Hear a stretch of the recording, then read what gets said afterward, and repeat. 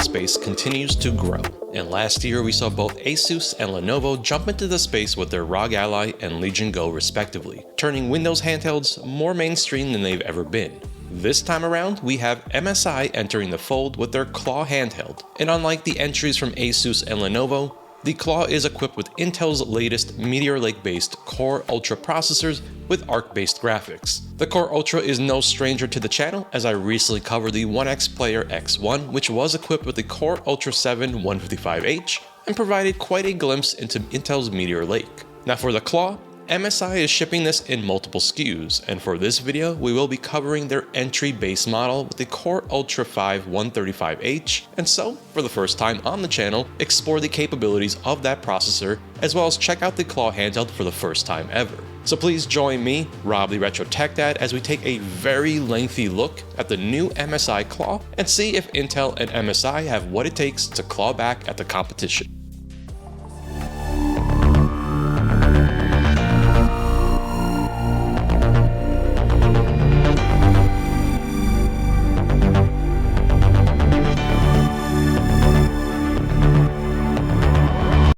Okay, let's start things off with the specific specs of this model of the MSI Claw, which is the A1M-052US. As I mentioned in the intro, this is MSI's base entry model for the Claw, and I thought it would be interesting to take a look at this version since I don't expect there to be a lot of information on it. I will also be looking at the higher end SKU for the Claw, which should be in my hands, or at least on its way when this video goes live. The MSI Claw is equipped with a 7-inch 1920 by 1080 IPS touchscreen display, with support for 48Hz to 120Hz variable refresh rate. This model is powered by Intel's Meteor Lake Core Ultra 5 135H, with a total of 14 cores and 18 threads that can turbo up to 4.6 GHz. We have 4 performance cores, 8 efficient cores, and 2 LPE or low power efficient cores, as well as Intel Arc-based graphics with 8 Xe cores up to 2.2 GHz. If you'd like to know more about Meteor Lake, I definitely recommend checking out my X1 video, which goes in depth with the 155H version of the Meteor Lake line. This specific model ships with 16GB of LPDDR5 RAM at 6400 MHz, and 512GB of NVMe SSD internal storage using the 2230 form factor, and does provide the option to expand storage via a micro SD slot. We have built-in Wi-Fi 7, Bluetooth 5.4, and 1 USB Type-C port for video, data, and power delivery charging, as well as a 53 Wh battery that MSI claims is best-in-class battery life, which we will definitely be testing in a little bit.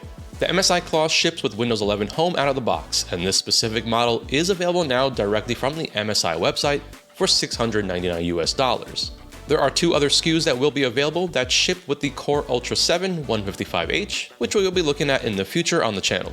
I purchased my unit directly from the MSI website when it was available for sale, but it does appear to be available for sale through Newegg and Best Buy, as well as Amazon in the future.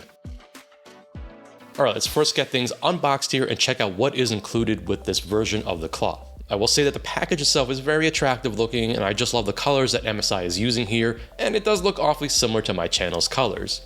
Quickly looking around the box, and from the front, I think it's pretty obvious what you're getting here with the Claw front and center. Going around the box itself, and we have more MSI and Claw branding on each side, and then on the back we do have the exact specifications of this unit. No doubt about it, we have Intel inside powering the Claw. You can see that this is the 135H version with 512GB of storage and 16GB of memory. It's time to cut that seal and get inside this box. I'll grab my trusty blade, which has cracked the seal of many handheld boxes before. Okay, let's gently unfold the flap and see what greets us. Front and center, we definitely see the controls peeking through on each side. We've got a cardboard insert that lifts out to reveal some documentation. This informational sheet gives us some steps in order to enjoy our Claw. It does look like we first need to plug the handheld in before turning it on. I suspect that the battery is kept in a deep sleep, so you will need to do this process. On the next page, MSI was smart to detail that we do need to do some updates, which is unfortunately always part of the Windows handheld experience. Okay, let's put this aside. Grab the Claw, and yes, I will put this aside as well for just a moment while we continue to check things out here. Alright, with the Claw out of the way, it looks like we have another cardboard insert that can be removed to reveal additional inserts consisting of a quick guide and warranty and support information. Below this, we have the hefty power block, which uses Type-C on one end, but is not removable on the other end. Not only that, but this is not the entirety of the power supply, as it does require an additional 3-prong power cable to be connected on the other end of this power block. I actually can't think of any other Windows handheld that uses a setup like this. Alright, time for the main attraction. Let's grab the claw and remove the protective baggie so we can get our first peek at this new handheld. And I have to say that I really do love the look of this out of the bag with its sleek black look. It feels quite nice so far in the hands, but before we talk about all of that, let's take a tour around the claw and check out what we have available here. So let's start out at the top right as always and check out these stacked shoulder buttons here. The R1 is quite interesting, and it's one of the things that I disliked when I demoed the unit back at CES in January. It does appear that the shoulder button here is the same, and it does feel quite mushy. It can only be pressed in from the outside at the edge, and it does not have any movement on the opposite side to press in on. We do have hull-based triggers here. The range is a bit disappointing as it doesn't have a lot of travel here, but the movement is smooth. At the top, across the entirety of the unit, we have the massive grille for exhaust. The MSI Claw uses active cooling with 2 fans built into the handheld. We will definitely be examining some of this in a teardown shortly. Now below the grille, starting at the right, we have the volume up and down buttons, a 3.5mm headset port, the True Gaming branding at the center, and then towards the left side the USB Type-C, which is used for power delivery, data, and video out. Next to that, we have the micro SD slot, and finally the power button, which does have a fingerprint sensor built in. On the left side, we have the same stacked shoulder button configuration. The L1 is set up exactly the same as the R1, with the button feeling a bit mushy. I'm curious to see how these are set up in the teardown. Going down the left side, and we don't have anything here, but we do get a nice peek at the curved back, which gives us a good look at how the grip will be with the claw. At the bottom, there isn't anything here to make note of, and the same as we go up to the right side. Now on the back, there's definitely something quite noticeable, with the massive grille here. There's no doubt about it, MSI really took into consideration the cooling aspect of the claw. Not only that, but we do have 2 back programmable buttons, a fairly large MSI logo, and then some screws to help keep everything here together. Let's go front side and check out the controls here, starting with the left analog stick, which are hull-based. These are essentially full-size analog sticks with solid range of movement. I will say the analog stick cap here is a bit flat compared to something like the ROG Ally. There is also a customizable RGB light here. To the right of the analog stick, we have the Xbox style select button and the dedicated button to bring up the MSI center launcher. The D-pad below is a bit interesting, and immediately I'm noticing the lack of any real movement or pivot. I definitely like a defined pivot at the center for my D-pads, but this one here just really has no range of movement, and it's pretty noticeable, especially when going from side to side or top to bottom. Below the D-pad, we have one of the stereo speakers, which are front firing. This is a 2-watt speaker.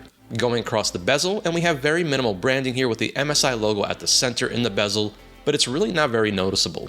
At the right, we do have the Core Ultra 5 branding, as well as the right side front firing stereo speaker.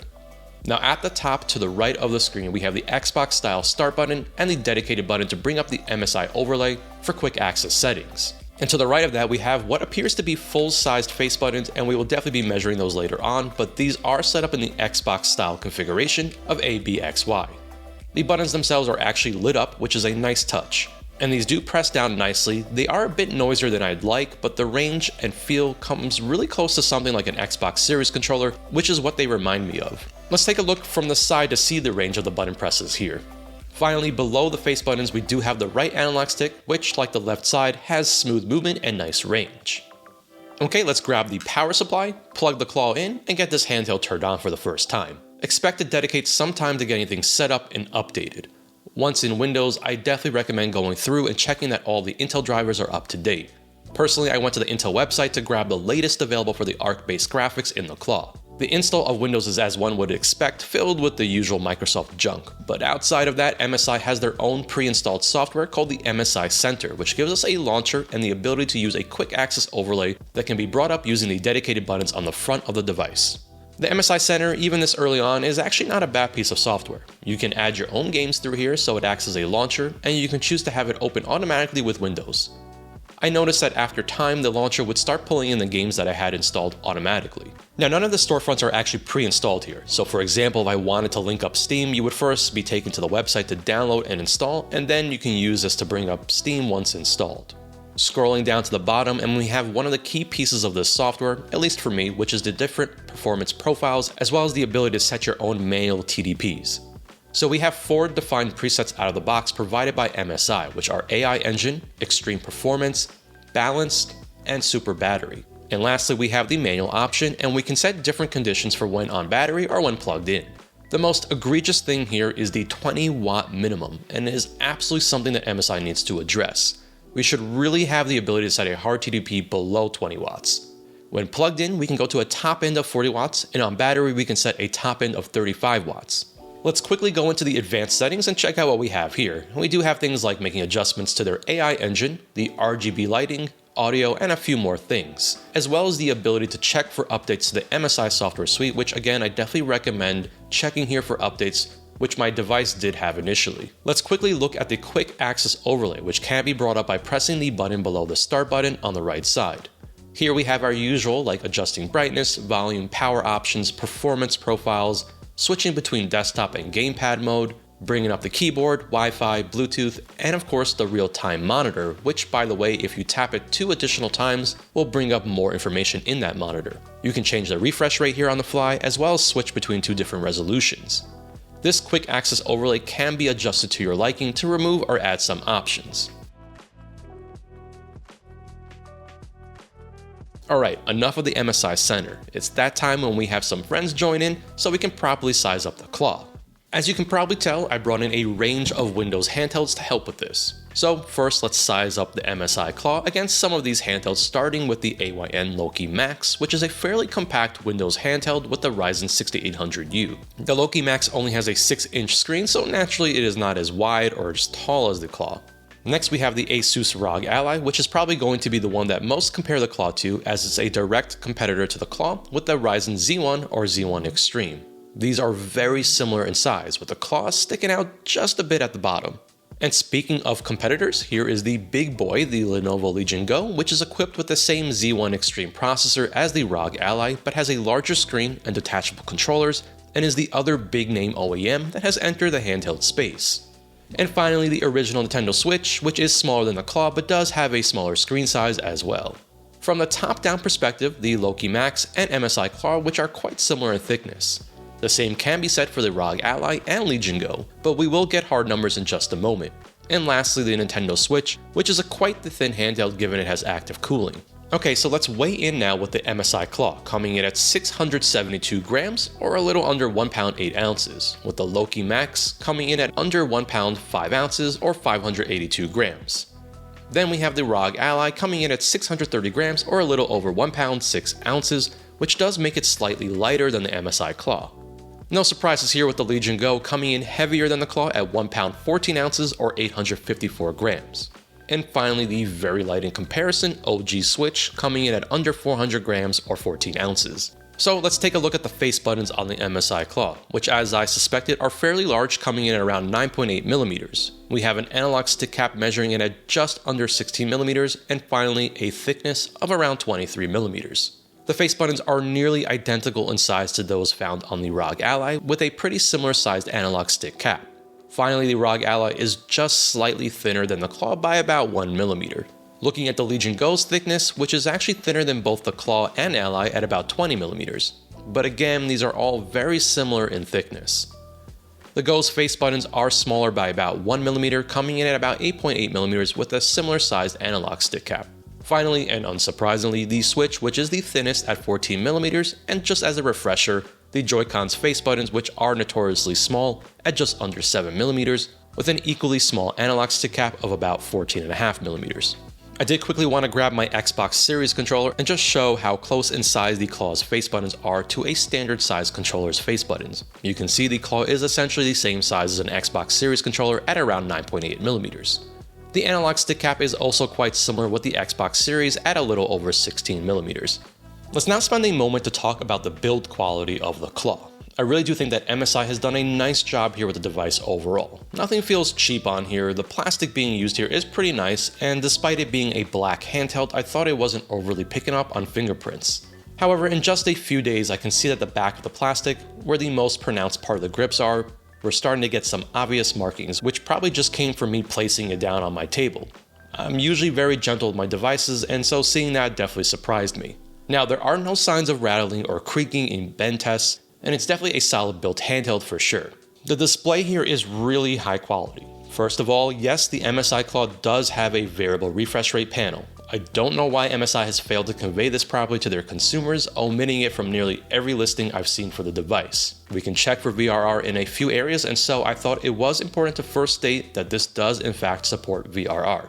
Much like the ROG Allies display, this is a top-notch panel with gray colors and black levels. I don't have any backlight bleeding on my display. The viewing angles here are excellent from any angle. It gets sufficiently bright in normal indoor settings, as well as being able to dial down on brightness for low light usage. The display is easily a highlight here with a device like the Claw, and that's a very good thing given it's a gaming device where a majority of its users will be looking directly at it. Now, a very surprising aspect for me was the audio, and these stereo speakers pack a good punch. They are 2 watts each, and I was very impressed by the clarity of the speakers even at the highest volume. They scale appropriately as you adjust volume as well. I do like that they are front firing, and their placement on the Claw means that your hands will not obstruct them at all. Let's take a quick listen here.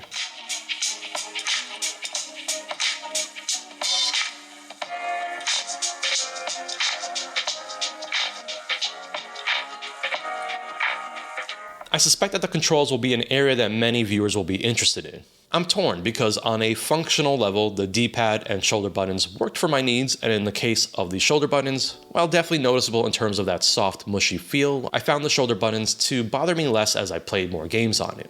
But we're going to take a closer look at both the D-pad and shoulder buttons in the upcoming teardown section so we can better understand what's going on here with both. With the D-pad, it is not a great feeling D-pad at all. But I loaded up my usual Marvel vs. Capcom 2 using the PCSX2 emulator, and believe it or not, I didn't really struggle to pull off combos in succession or move around on screen regardless of which way I faced. The D-pad has almost no pivot, and for example, when pressing down on one end, you can see it goes completely flat with no movement at all. Obviously, with a device like the Claw, this is going to be an analog stick first kind of device, and those do work great. They are a nice, nearly full-sized analog stick with good movement, range, and of course our Hall effect as well. I would have liked to see a bit more of a concave center like on the ROG Ally, but really that is a minor complaint. Everything else feels great for me, and I actually prefer the programmable back buttons placement on the Claw as well as the overall comfort, which is definitely a highlight of the Claw design. But let's examine how well built the Claw is on the inside and do a teardown here, which is always one of my favorite and potentially nerve-wracking things to do. With my iFixit kit ready to go, let's take a look at the back and see what's going on here. The Claw does appear to use standard Phillips screws on the back, so I'll head back to my iFixit kit and size up the bit I need here. I'll go ahead with the Phillips head size 00, and let's quickly remove the visible screws from the shell. So there are actually 6 total screws that need to be removed. I almost missed it, but one of these are covered by a factory seal sticker, which is something I don't like to see this early on in the teardown process. It's obvious MSI doesn't want anyone getting into this device. But that won't stop me, since I'm a rebel without a cause, or with a cause. Either way, we're doing this. Let's cleanly remove the sticker and then get this last screw loose so we can get the back cover off. I'm going to go ahead and use a pick to get a wedge in there and separate the shell. It separates pretty easily at the bottom, but at the top be careful because they are held in with retention tabs, so just go slowly when separating the back cover. There's nothing attached to the back cover, so no concern for accidentally pulling out any cables. With the back cover off, we get our first glimpse at the internals of the Claw. The back cover is not overly flexible, but it's obviously not super rigid either. We have a look at the screen for the intake to minimize debris and dust from getting in. The programmable buttons on the back have these felt rubber caps on them to help minimize the noise. At the bottom, we have the sizable battery, which goes across the entirety of the Claw handheld. Above that, we have the dual blowers here, and they are actually smaller than I was expecting. So let's get a closer look at the entirety of the Claw without the back cover on with a nice centered shot. I can see why the speakers are pretty decent, as they are quite sizable here at the bottom below the battery. Now, I didn't talk much about the vibration motors, but you can see at the side they are quite sizable and they do work very well, especially in games like Returnal. Let's take a closer look at the trigger mechanism, which are Hall based. I'm going to go ahead and remove the battery now so we can continue on with our teardown. The battery is held into place with 4 Phillips screws, and I'll continue to use the same size bit for this. Let's quickly remove these so we can get a closer look at the battery. One last thing, make sure to disconnect the cable from the battery. By the way, when you disconnect the battery and then connect it back to the board, the device will not turn on until you plug it into a power source. So with the battery free, let's take a closer look. And this is obviously a pretty hefty battery, with it coming in at around 4,500 milliamp hours or 53 watt hours. Let's put the battery aside and figure out our next course of action. The Claw does use daughter boards for the controls. We have a large cable connecting the 2 daughter boards here that goes across the entirety of the device. So I think I will go ahead and remove one of these daughter boards, specifically the side with the D-pad, so we can take a look at what's going on with that, as well as check out the analog stick, and this will also give us a peek at what's going on with the shoulder button. There are 4 screws holding the daughter board down, with one of those screws in the trigger assembly. The board comes out pretty easily once the screws have been removed. Take care to disconnect the 2 cables at the bottom. With the daughter board freed, we have our first look at that shoulder button, which uses a micro switch, but is also covered in a rubber membrane. This is an interesting design since it's also offset at an angle. I'm going to grab the claw and see how this all works. It looks like the shoulder button presses in at an angle to activate the switch. I've never seen a shoulder button set up this way, and it probably explains why it feels so different than a lot of the shoulder buttons I've personally used in the past. Basically, the entirety of that shoulder button doesn't actually make any contact with the micro switch. Instead, there's a lever inside that moves to hit the switch when the button is pressed down. This is definitely a weird design. Let's now take a closer look at the D-pad, and you can immediately see why there's no pivot here at all. Whoops. This angle shot shows how that center peg is only slightly raised in comparison to the rest of the D-pad, and the other issue here is that we still have the membrane to account for on the board, which explains why the D-pad is so flat when pressing down on it. If I put it back on, we can kind of see that movement here and everything starts to make sense. I am almost positive that the awesome community will find some neat ways to fix this. I think one simple way might be to place some tape down at the center to help raise the peg and give it more movement, but I'll have to try that at a later point. Alright, enough of that, let me put this back in, and now I think it's time to remove the fans and heatsink to get further down into the device. By the way, maybe you've noticed, but we still have no visible sign of the drive for replacement or upgrading. So there are a total of 5 screws here that need to be removed to free the entirety of the fans and the heatsink in the middle. These are all Phillips screws, and you can continue to use the same size bit. Once removed, a simple wedge tool will help lift the assembly out so you can just slide it out to gain access. That plastic grill at the top is actually not removable despite the way it looks, and so this is how you will need to remove the assembly. Carefully slide it out since there is thermal compound applied here. And we finally have access to the wireless module as well as the internal storage, which uses a 2230 form factor. This is definitely a pretty lengthy process to gain access to that drive in case you wanted to swap out for a larger size.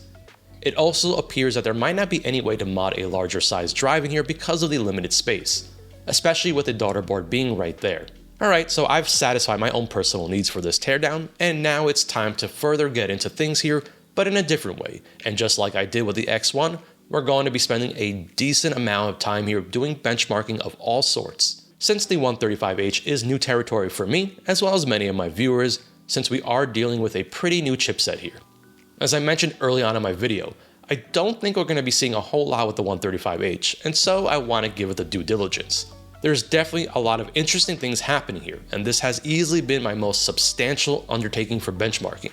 So for this, we will have a combination of both synthetic and in-game benchmarks, but we will also be looking at 2 different things here. First, I want to showcase the predefined power profiles that ship with the MSI Claw. So we will be looking at performance between the MSI Claw's super battery, performance, balanced, and AI engine presets, which will allow us to understand the differences between them all. The second part to all of this will be to compare the numbers against some competitors and see where this variant of the Claw stands among the pack. Not only that, but my work here will then be translated to my next video, which will be covering the 155H version of the Claw, as that will probably be arriving here about the same time that this video goes live. Definitely leave requests down in the comment section, especially if there's anything in particular you'd like to see done with game testing.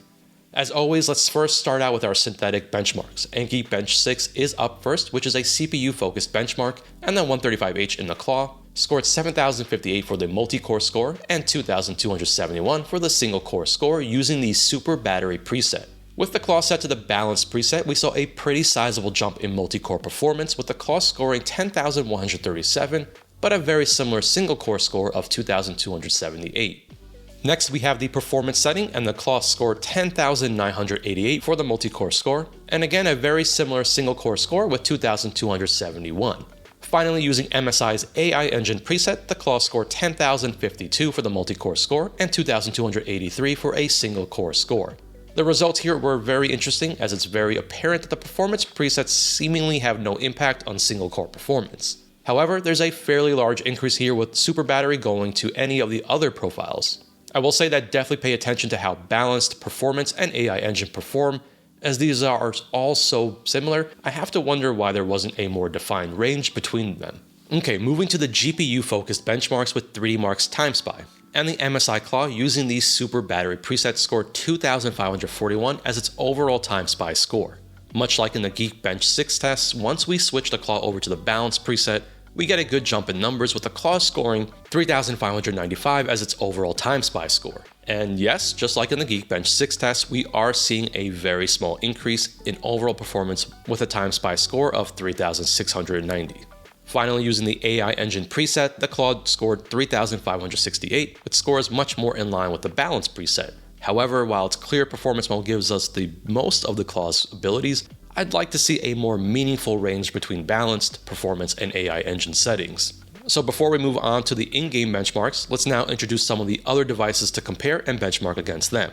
All tests for this benchmark section were conducted with the Claw, ROG Ally Z1, and Z1 Extreme plugged into power using their respective highest performance presets available. First up, let's talk about the base Z1 model of the ROG Ally, which I'd say is a direct competitor to this 135H SKU of the Claw.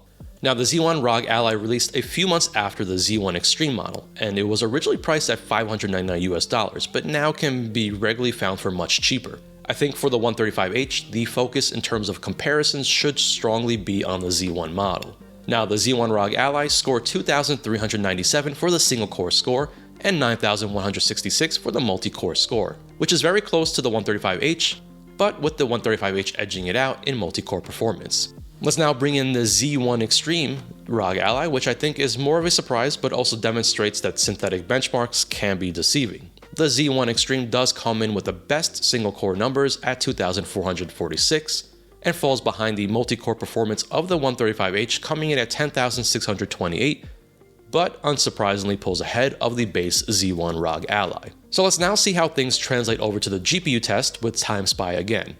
The Z1 model is definitely falling behind here with a graphics and CPU score that is nearly half of what we're getting with the 135H Claw. Again, synthetic numbers only paint one picture of a story. Now finally, the Z1 Extreme version of the ROG Ally, which is very close to the numbers we are seeing here with the 135H Claw, with the Claw edging it out in its overall Time Spy score thanks mostly to its better graphics score.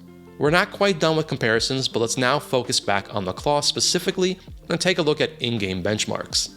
Let's start out with an older game, but always a good one to benchmark with, using Shadow of the Tomb Raider. I have the game set to use 1080p, DirectX 12, and the lowest settings, and using the Claw's Super Battery setting, we hit an average of 39 frames per second. Switching the Claw to Balanced, and we get a nice boost in performance here, jumping to an average of 55 frames per second. This is where things start to get interesting, and highlights some of the issues with the MSI software, with the performance preset getting less frames on average with 53.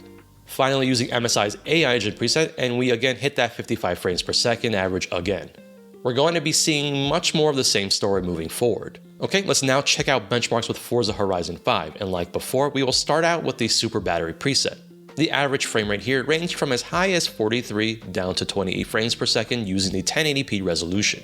Now switching over to the Balanced Performance preset, and we are getting an appreciable jump in performance here with a range from as high as 53 down to 34 frames per second. Now here is where you might need to squint a bit, because going from Balanced to Performance, and really the numbers are essentially identical with the very low average frames per second reaching 54 instead of 53, something I'd consider irrelevant in terms of performance improvements.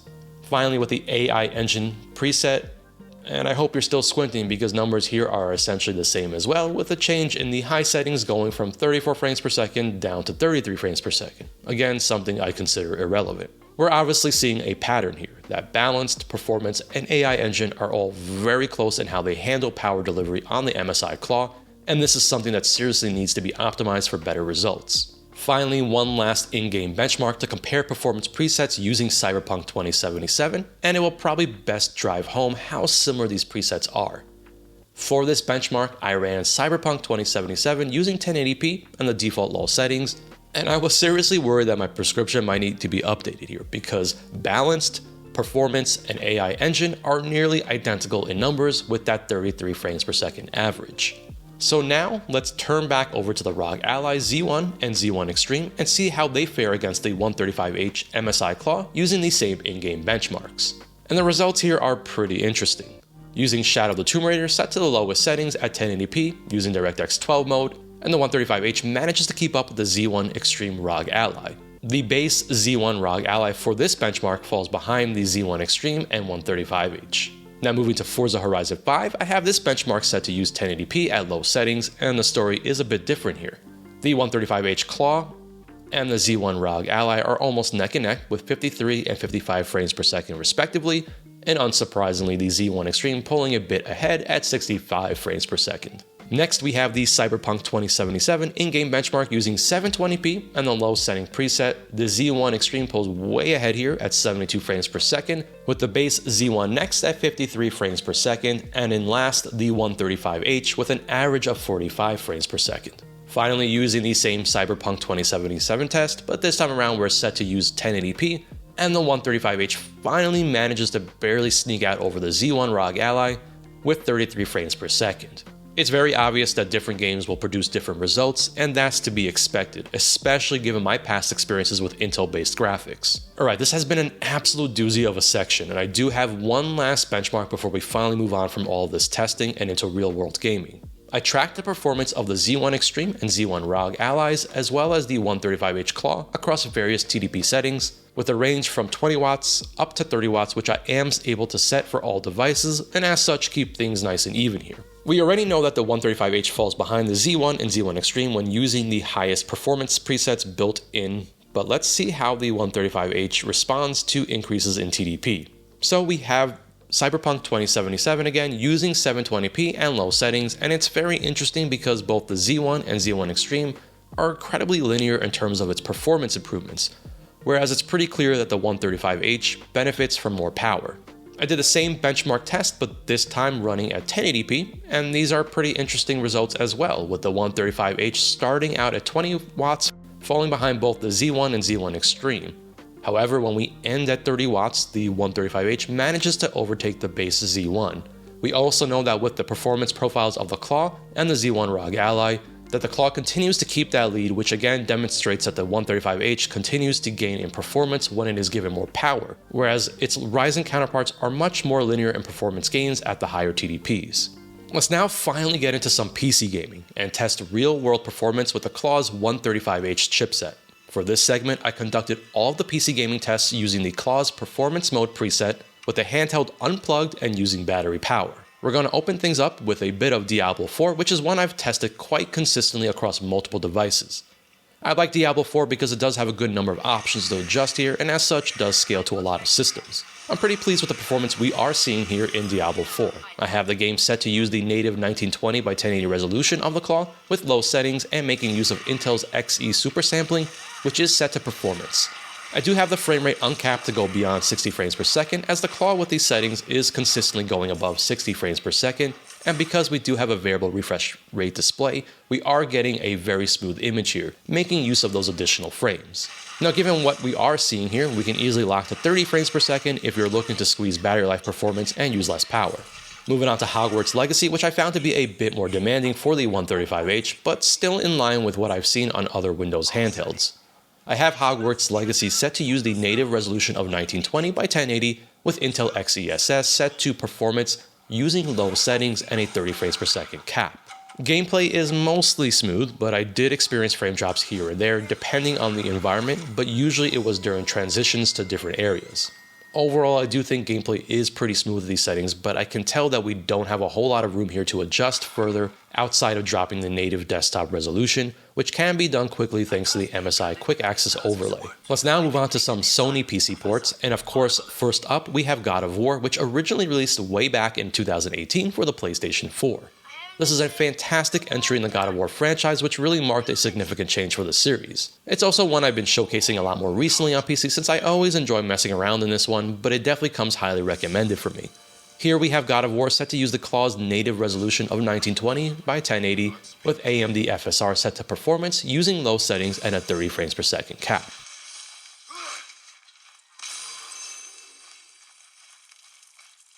Now let's check in with another great Sony PC port, and here I've got Spider-Man Remastered loaded up again, and this is another one that I've been enjoying to feature more recently, taking a break from Miles Morales, which is another favorite of mine. Here I've got Spider-Man Remastered set to use the native resolution of 1920 by 1080, with AMD's FSR set to use a dynamic resolution scaling target of 30 frames per second and low settings, and the Claw is doing a solid job holding steady at the 30 frames per second target, while giving us some room to adjust as needed for various performance scenarios.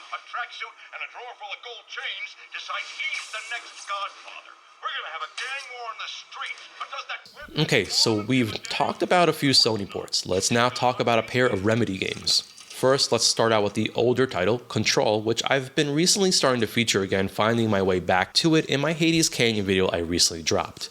Control is a fantastic game that I enjoyed thoroughly when it released back in 2019, and it's still a great graphical showcase, especially when it comes to pushing lower powered hardware like a lot of these Windows handhelds. I have Control set to a resolution of 1920 by 1080 with a 720p rendering scale using low settings and a 60 frames per second hard cap set using Riva Tuner since the game doesn't provide one. The experience is quite good with some occasional frame dips and initially I did have the game running with an unlocked frame rate, and it did mostly stay above 60 frames per second, but I found the experience better when locking the frame rate since the frame rates would go from the 80s to the 60s to the 70s, and so it was all over the place, which I felt impacted gameplay overall. So now let's check out Remedy's recent game with Alan Wake 2. This is definitely something I wanted to check out before we move on, since if you remember in my X1 video, I showcased Alan Wake 2 and it had some obvious driver issues. It has been some time since that video, and we did receive a few more updates to Intel Arc graphics drivers. Unfortunately, Alan Wake 2 still remains unchanged, and we still have graphical glitches as well as the issue when disabling global reflections. I will continue to check in with this game as time goes on since Intel is aware of the issue, which was documented in January, and I'm curious to see when or if ever this will be addressed. Now, something I always like to do with these Windows handhelds is to check out how they perform using as little power as possible. And as such, I like to feature lighter games that realistically can be enjoyed doing that. Since we are obviously dealing with a portable first device, saving that battery life for as long as possible is always going to be an important aspect here. As I mentioned earlier, I think the most egregious thing here with the MSI Center and out-of-the-box experience for an everyday user is the lack of being able to adjust that power threshold below 20 watts, since I really do believe many of the games that are going to be featured here in this section can easily run at a much lower TDP. Obviously, the manual mode and the performance preset will not do us much good here since we can't go lower than 20 watts, so I started to experiment with the default out-of-the-box presets. I do want to make a note that there are tools to adjust the TDP lower than 20 watts, but for the purpose of this video, I am looking at the out-of-the-box experience as is with the current version of MSI Center. So naturally, I started with the super battery setting, which did seem to adjust down lower than 20 watts, but nowhere near where I think a game like Celeste would actually need. You can see that the system, even at its current power draw, is not utilizing the Claw to the full extent. I switched over to the AI engine preset, which I was curious to see how it adjusts to less demanding games, and again, even with something like Sea of Stars, which admittedly runs very well here and at 120 frames per second, utilizing that higher refresh rate display of the Claw, we are still pushing nearly 17 watts, which I do believe we can see even lower TDPs. I also went ahead and adjusted the refresh rate to limit to 60 Hz, and we get barely any meaningful power savings doing that as well. The same can be said in games like Hades, where dropping it down to 60 Hz or a lower resolution didn't seem to have that much of an impact, even when turning it back up to its native resolution of 1080p. I am almost positive we can see Hades running here at a much lower power draw, and I was able to do that with the 155H variant on the X1, which let us dial down that TDP to a very low number. We're finally at the point that we can talk about emulation with the Core Ultra 135H and the Claw. We're going to strictly focus in on high-end emulation, and of course there's no better way than to start out with the Nintendo Switch using the Ryujinx emulator. Initially, I was unable to get Ryujinx to work properly with this handheld. I would start a game, and once we got past the initial load screen, the entire application would close out. Naturally, I did a few troubleshooting steps, and one of those was switching to the OpenGL backend. Now, the issue was no longer present, but OpenGL introduces its own set of issues, and so I continued a few other troubleshooting steps until I discovered that this was a known issue with the more recent versions of Ryujinx and Intel Arc graphics when using the Vulkan backend. Fortunately, I was able to get around the issue by loading a build of Ryujinx from sometime in January using version number 1.1.1141, and now I can use the Vulkan backend without issue. This is definitely a positive thing, as the issue should hopefully be addressed in a future build once the development team behind Ryujix is able to narrow down the issue. For all the Switch games, I am using handheld mode at native resolution with the Vulkan backend. I tested between both Super Battery mode as well as my own manual preset using the lowest available to me, which we know is 20 watts.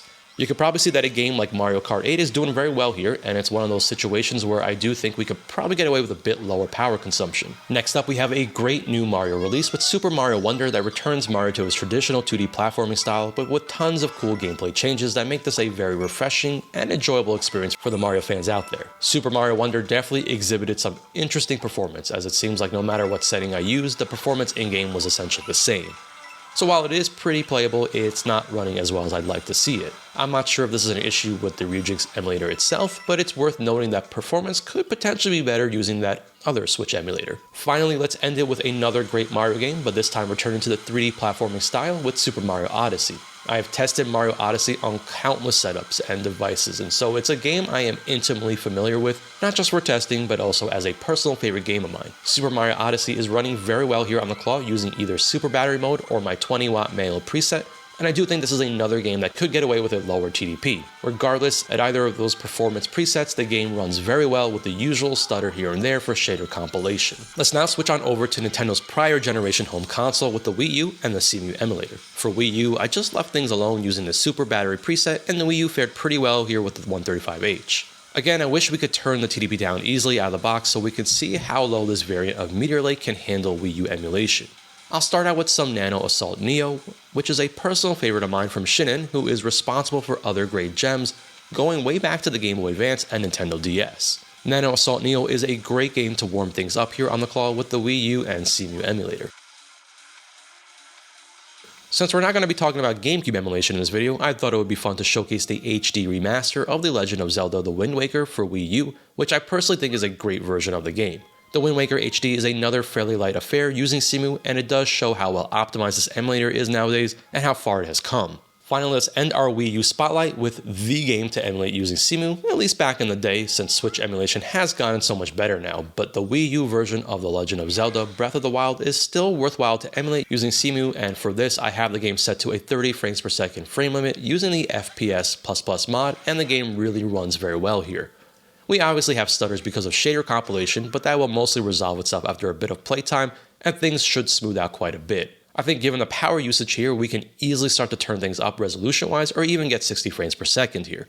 Regardless, Breath of the Wild is looking great as always. Let's now focus on Sony and the PlayStation 3, and RPCS3 has always been one of the premier emulators with x86-based devices that make these handhelds stand out from its ARM-based counterparts. With Meteor Lake, we unfortunately have lost out on AVX512 support, but despite this, I think PS3 emulation is pretty solid with RPCS3 using the 135H. I decided to start this showcase out with a bit of Heavenly Sword, which is a game I haven't loaded up in quite a bit, and so I figured it was a good one to warm up with and shine a spotlight on this gem that is still to this day stuck on the PlayStation 3 as a full-blown exclusive, which comes to us from Ninja Theory, the same studio responsible for Hellblade, which can give you an idea of the quality you can expect with Heavenly Sword. Similar to some of my other tests for emulation, I switched back and forth between Super Battery and my 20-watt manual preset, and found the experience to be pretty much identical. Heavenly Sword is running very well here at the PS3's native resolution, and I can definitely tell there's been some progress here with this game since my last time running it with RPCS3 for my massive showcase on the ROG Ally. And of course, I can't talk PS3 emulation without featuring one of my absolute favorite racing franchises, and specifically for PS3, Wipeout Fury HD, which is just an awesome entry in this futuristic racing game series. Wipeout Fury HD is another game on that 20-watt preset that I have set here, and I do think that we can get away with a bit lower TDP for this, but there's a good amount of shader compilation with this one, and once that clears out, the game is definitely a lot smoother and stays mostly locked to 60 frames per second. Finally, as is tradition, let's check out some God of War 3 to wrap up this PS3 section, as it is one of the most demanding and difficult games to run with RPCS 3. Despite the tremendous progress that has been made with RPCS 3 over the years, we still do need to tweak a few settings to get it as you see here. As always, I like to turn off the special effects in the game patches as well as lock to a 30 frames per second limit, and much like Wipeout Fury, once you play through this a decent amount, the game will smooth out quite a bit. I did change the performance setting to use balance, and it does seem to be consistently staying at that 30 frames per second target using that setting. So before we wrap things up here, we still need to talk about another emulator that can only be enjoyed here on x86. And unfortunately with Xbox 360 and Xenia Canary, the issues that were present in my video with the 1X Player X1 and the 155H still persists here with the 135H and the MSI Claw. Despite there being driver updates as well as newer builds of Xenia Canary, for whatever reason, Xenia does not like the Intel Arc graphics. It was another opportunity for me to investigate yet again, and expanding on my work for the X1 video, I am still unsuccessful at getting Xenia Canary to behave properly with the Core Ultra, and once again, it is something that needs to be revisited. It's definitely a shame, as while not as popular as PlayStation 3 emulation, I still very much enjoy Xenia Canary, and likewise did a massive showcase of Xenia Canary with the ROG Ally. So it's now time to crunch some numbers yet again, but this time let's take a look at battery performance, thermals, as well as acoustics with the fans cooling the Claw. First up, let's check out the battery life using my usual light test with Yoshi's Island for Super Nintendo using the Super Battery preset on the MSI Claw, with the device set to use 25% volume, 50% brightness, and it does appear we're using about 9 watts on the processor with 15 to 16 watts for total power usage. Again, I really wish MSI included the ability to manually adjust to a much lower TDP, since I don't think Yoshi's Island will need this much to run, but with these settings, the Claw managed a little more than 4 hours and 15 minutes. Let's now get into the heavier tests using Returnal as my test game. I have the device set to use 50% brightness and 50% volume, with the game set to use 1920 by 1080 with low settings and Intel's Xe Super Sampling set to balanced with a 60 frames per second target, and using the performance preset on the MSI Claw, we managed about 1 hour and 19 minutes.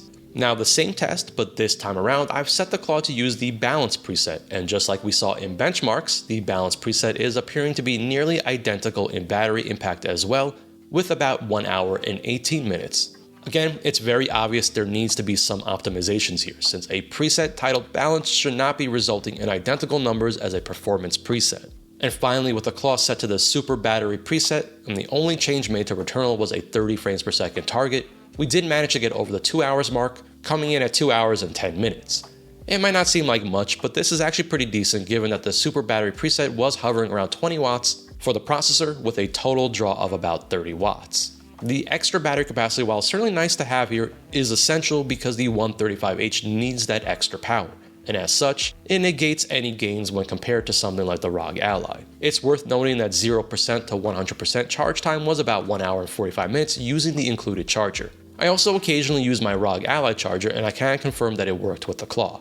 So I let Returnal run for about an hour plugged in with the performance mode preset and recorded some thermals, with the device staying pretty cool despite the higher wattage here. The fans are definitely doing a solid job moving that hot air away from the device.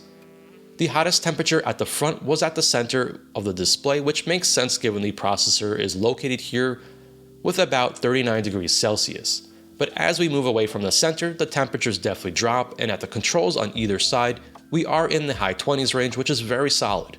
At the top where the fans exhaust, we obviously have the hottest temperatures that I'll be recording here reaching in the low 50s, but this does demonstrate that the hot air is being blown away from the device.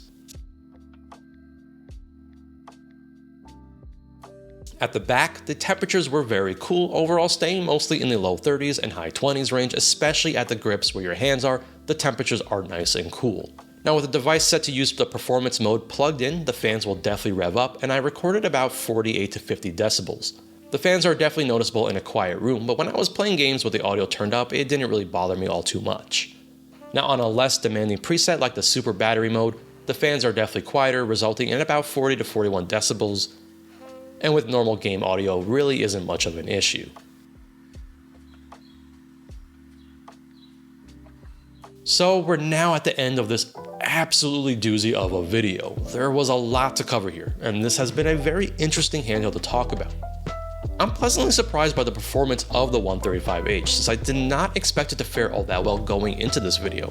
And this video is important because it lays the groundwork for my upcoming video with the 155H model of the Claw, which should be coming in around the time that this video goes live.